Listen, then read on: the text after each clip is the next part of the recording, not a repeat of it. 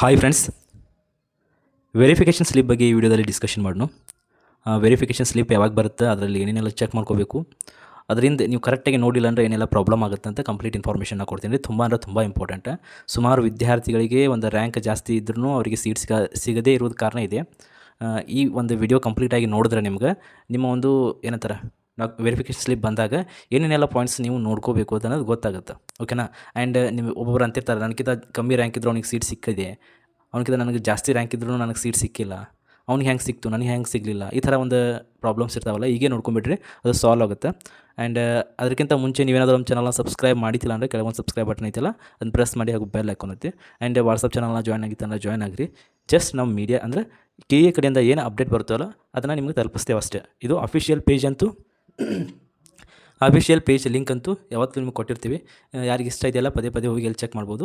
ಏನಾರ ಸಡನ್ನಾಗಿ ಅಪ್ಡೇಟ್ ಬಂದರೆ ನಾವು ವಾಟ್ಸಪ್ ಗ್ರೂಪ್ನಲ್ಲಿ ಹಾಕಿರ್ತೀನಿ. ಓಕೆನಾ. ಇದು ನಿಮ್ಮ ಒಂದು KA ಕಡೆಯಿಂದ ಬರೋ ಒಂದು ವೆರಿಫಿಕೇಷನ್ ಸ್ಲಿಪ್ ಹಿಂಗಿರುತ್ತೆ. ವೆರಿಫಿಕೇಷನ್ ಸ್ಲಿಪ್ ಇಲ್ಲಿ ಆಪ್ಷನ್ ಎಂಟ್ರಿ ಮಾಡೋಕ್ಕೆ ಒಂದು CET ನಂಬರನ್ನು ಕೊಟ್ಟಿರ್ತಾರೆ ಇಲ್ಲಿ. ಆ್ಯಂಡ್ ಇಲ್ಲಿ ಇದು QR ಕೋಡ್, ಇಲ್ಲಿ ಒಂದು ನಿಮ್ಮ ಫೋಟೋ ಇರುತ್ತೆ, ಇಷ್ಟಿರುತ್ತೆ. ಇದರಲ್ಲಿ ನಿಮ್ಮ ಒಂದು ಇನ್ಫಾರ್ಮೇಷನ್ನ ಕ್ಯಾಂಡಿಡೇಟ್ ಡೀಟೇಲ್ಸನ್ನು ನೋಡ್ಕೊರಿ ನೀವು. ಆ್ಯಂಡ್ ರಿಸರ್ವೇಷನ್ ಏನೈತಿಲ್ಲ ಇದು ತುಂಬಾ ಇಂಪಾರ್ಟೆಂಟ್, ಭಾಳ ಅಂದರೆ ಭಾಳ ಇಂಪಾರ್ಟೆಂಟ್. ಯಾಕಂದರೆ ಒಬ್ರಿಗೆ ಅವ್ರದ್ದು ಕ್ಯಾಟಗರಿ ಬರೋದಿಲ್ಲ, ಅವ್ರದ್ದು SC ಇದ್ದರೆ ST ಇದ್ದರೆ ಮತ್ತು ಯಾವುದು ಕಾಸ್ಟ್ ಇರ್ತಾರಲ್ಲ ಅದು ಬರೋದಿಲ್ಲ, ಜನರಲ್ ಒಳಗೆ ಕೂತ್ಬಿಟ್ಟಿರ್ತದೆ. ಅದನ್ನು ನೋಡ್ಕೋಬೇಕು. ಆ್ಯಂಡ್ ನಿಮ್ಮ ಕನ್ನಡ ಮೀಡಿಯಮ್ ಇದ್ದರೆ ಎಸ್ ಇರುತ್ತೆ, ನೋ ಇರುತ್ತೆ, ಅದು ನೋಡ್ಕೋಬೇಕು. ನಿಮ್ಮ ರೂರಲ್ ಇದ್ದರೆ ನೋಡ್ಕೋಬೇಕು. ಇವೆಲ್ಲ ಕ್ಯಾಟಗರಿ ಏನಿದು ರಿಸರ್ವೇಷನ್ ಏನಿದೆಯಲ್ಲ ಇದು ಕರೆಕ್ಟ್ ಇದೆಯೋ ಇಲ್ಲೋ ಅಂತ 2-3 ಸಾರಿ ನೋಡಿರಿ. ಇಲ್ಲಿ ದೊಡ್ಡ ಮಿಸ್ಟೇಕ್ ಆಗೋದು ಇಲ್ಲಿ. ಎಲ್ಲ ಫಸ್ಟ್ ರೌಂಡ್ ಆದಮೇಲೆ ಅವಾಗ ವಿಚಾರ ಆಗುತ್ತೆ, ನನಗಿಂತ ಕಮ್ಮಿ ರ್ಯಾಂಕ್ ಇದೆ, ಅವನಿಗೆ ಆ ಸೀಟ್ ಸಿಕ್ಕಿದೆ. ಯಾಕಂದ್ರೆ ರಿಸರ್ವೇಷನ್ ಒಂದು ರೂರಲ್ ಒಳಗೆ ಇದೆ, ಕನ್ನಡ ಮೀಡಿಯಮ್ ಇದೆ, ಅವನಿಗೆ ಆ ಸೀಟ್ ಸಿಕ್ಕದೆ.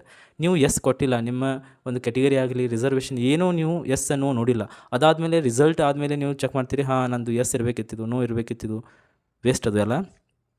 ಸ್ವಲ್ಪ ನೋಡ್ಕೊರಿ. ಇದು ನಿಮ್ಮ ಒಂದು ವೆರಿಫಿಕೇಷನ್ ಸ್ಲಿಪ್ ನಾಳೆ ಬರುತ್ತೆ. ಆ್ಯಂಡ್ ಇದನ್ನೆಲ್ಲ ಚೆಕ್ ಮಾಡಬೇಕು. ಇದರಲ್ಲಿ ಏನಾರು ಡೌಟ್ಸ್ ಇದ್ದರೆ ಕಮೆಂಟ್ ಬಾಕ್ಸ್ನಲ್ಲಿ ಕೇಳಿ, ಆದರೆ ಆದಷ್ಟು ನಿಮಗೆ ಹೇಳಕ್ಕೆ ಟ್ರೈ ಮಾಡ್ತೀನಿ. Thank you so much.